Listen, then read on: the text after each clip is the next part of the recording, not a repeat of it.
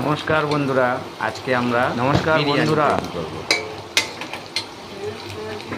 আজকে আমরা বিরিয়ানি তৈরি করছি।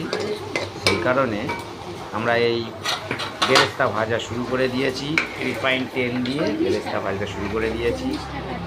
যতক্ষণ এইটা হচ্ছে ততক্ষণ অন্য সাইডে আমরা জল গরম করতে দিয়েছি। দিয়ে সেখানে আমরা ডিম, আলু দিয়ে দিয়েছি এবং তার জন্য জলে একটু রিফাইন্ড অয়েল, তেজপাতা, জয়িত্রী, শাহজিরা, এলাচ, লবঙ্গ এসব দিয়ে দিয়েছি। ততক্ষণে ভাতটা আমরা জল ফুটে গেলে আমরা ভাতটা দেব, চালটা। ততক্ষণে আমরা আবার বেরেস্তার দিকে চলে আসছি। এখন বেরেস্তা ভাজা চলছে। আস্তে আস্তে বেরেস্তার পেঁয়াজটা একটু ধীরে ধীরে আঁচে আমি রান্না করছি। এটা আস্তে আস্তে হালকা লালচে হয়ে গেলে বা হালকা বাদামি হয়ে গেলে আমরা তখন তুলে নিয়ে আলাদা রেখে দেব। তাতে একটু নুন ছড়িয়ে দিয়ে রেখে দেবো যাতে এটা কড়কড়ে থাকে, নরম না হয়। তো চলছে বেরেস্তা ভাজা। বেরেস্তাটা একটু সময় নিয়ে ভাজতে হয়, তাড়াহুড়ো করলে হয় না। তো বেরেস্তা ভাজা হয়ে যাওয়ার পর আবার পেঁয়াজ দিয়ে আমরা এই পেঁয়াজ দিয়ে ভাজতে শুরু করলাম। তারপর পেঁয়াজটা হালকা হালকা যখন গলে আসবে তখন তাতে আমরা টমেটো দিয়ে দিলাম। টমেটোটা দিয়ে আবার আমরা নাড়ানাড়ি করতে থাকলাম যতক্ষণ না পর্যন্ত একটু টমেটোটাও গলে আসে। তারপরে আমরা আদা রসুন বাটা এবং কাঁচা লঙ্কা কাটা চেরা করে আমরা দিয়ে দিলাম। দিয়ে সেটাকেও আমরা কিছুক্ষণ আদা রসুনের গন্ধ যাওয়া পর্যন্ত আমরা ভালো করে ভাজতে থাকলাম বা কষতে থাকলাম। এই কষতে কষতে আদা রসুনটা ভালো ওর সঙ্গে মিশে যাবে, পেঁয়াজটাও খুব সুন্দর গলে আসবে। তখন আমরা হলুদ, একটু গুঁড়ো লঙ্কা, একটু নুন পরিমাণ মতো সেটা দিয়ে আবার আমরা কষাতে শুরু করলাম। টমেটোটা এখনো গলেনি। মোটামুটি বেশ কিছুক্ষণ, অন্তত 5 মিনিট অন্তত ভালো করে এটাকে কষাতে হবে। কষানোর পরে এটা থেকে আস্তে আস্তে দেখা যাবে হালকা তেল ছাড়তে শুরু করেছে। যতক্ষণ না তেল ছাড়বে ততক্ষণ পর্যন্ত একটু কষাতে হবে। তেল ছাড়তে শুরু করার পর আমরা সেখানে মাংসটাকে অ্যাড করব।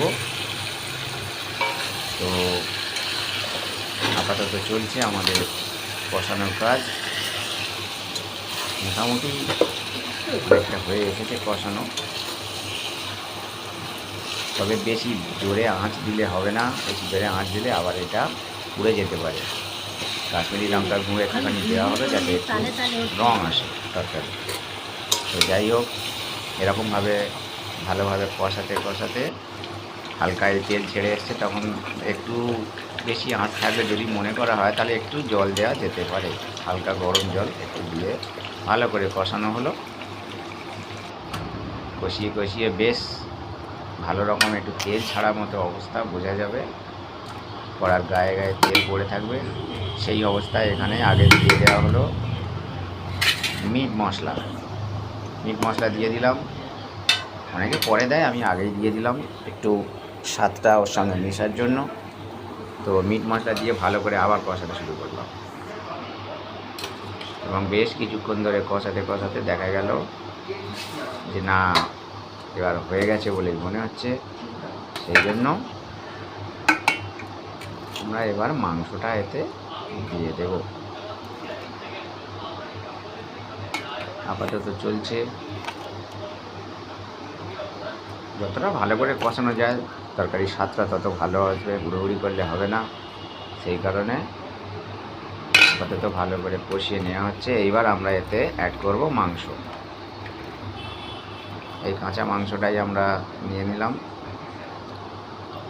1 কিলো মাংস নিয়েছি আমরা আজকে। এটা অবশ্যই মুরগির মাংস। তো চলছে আমাদের মাংস কষানোর পালা। অন্য সময় আমি দই দিয়ে করি, টক দই দিয়ে। এবারে টক দই না দিয়ে করছি, যে যেমনভাবে করে। তো মাংসটাকে ভালো করে এদিক ওদিক কষিয়ে নিতে হবে। বেশ কিছুক্ষণ ধরে কষানো হলো। এবং মাংসের পিসগুলো একটু বড় বড় করা হয়েছে বিরিয়ানি বলে, ওই জন্য আমরা আবার একটু এতে নুন দিলাম স্বাদ মতো, দিয়ে ভালো করে কষাতে শুরু করলাম। হিটটা কিন্তু হালকা মোটামুটি মিডিয়াম টু লোতে রেখে করেছি, খুব জোরে দিলে নিচে লেগে যাওয়ার সম্ভাবনা থাকে, সেই জন্য আমি আপাতত হিটটা মিডিয়াম টু লো রেখেছি। এবার আমাদের যে আলুগুলো আগে ভেজে নিয়েছিলাম সেই আলুগুলো এই কষানোর জায়গাতে দিয়ে দিলাম, কড়াইতে দিয়ে একটু ভালো করে এদিক ওদিক করে নাড়বো, যাতে এই কষানোর স্বাদটা আলুর গায়ে ভালোভাবে চলে যায়।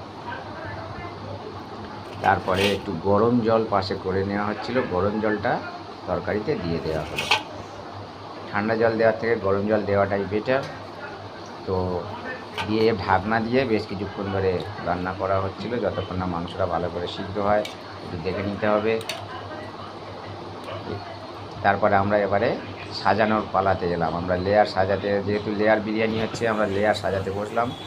ওই জন্য হাঁড়ির তলায় আগে ঘি মাখিয়ে নেওয়া হয়েছে ভালো করে, তারপরে এক পর্দার চাল কিছুটা ভাতটা দেওয়া হলো। ভাতটা 90% মতো সিদ্ধ করে নেওয়া হয়েছিল। তারপরে এই ভাতটা সাজিয়ে দেওয়া হলো। এরপরে আমরা কড়াইতে যে মাংসটা তৈরি করে রেখেছি, মাংসটা আস্তে আস্তে এতে সাজাবো। মাংস, আলু, ডিম পরপর সাজাবো। তো চলছে মাংস সাজানোর পালা, চলছে লেয়ার বিরিয়ানি তৈরির পদ্ধতি। তো মাংসটা আস্তে আস্তে আমরা সাজিয়ে দেব। মাংসের সঙ্গে যে আমাদের জুসটা বেশি করিনি, আমরা কাই মতো করেছি, বিরিয়ানিতে বেশি জুস করলে হয় না, সেই কারণে এই কাই মতো করে সেইটাকেও নিয়ে চারিদিকে ভালো করে ছড়িয়ে দিলাম, দিয়ে আবার উপরে ভাত ছড়াতে শুরু করলাম। একটা হালকা পাতলা আস্তরণ করে ভাত দিতে শুরু করলাম। চালটাও আমরা আজকে 1 কিলো নিয়েছি, সেই পরিমাণে আমরা এই হাঁড়িটি নিয়েছি। এই হাঁড়িটিতে আমরা বারবার করি। তো আবার ভাতের একটা লেয়ার তৈরি করে দেওয়া হলো।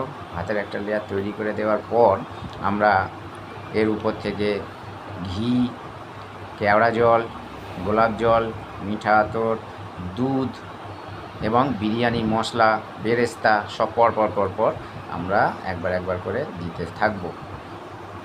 ঘির পরিমাণটা এবারে আমরা একটু বেশি দিচ্ছি স্বাদ পাওয়ার জন্য। তো চলছে গোলাপ জল, কেওড়া জল দেওয়ার পালা। পর আমরা একটার পর একটা দিতে থাকবো। এখন দেওয়া চলছে ঘি।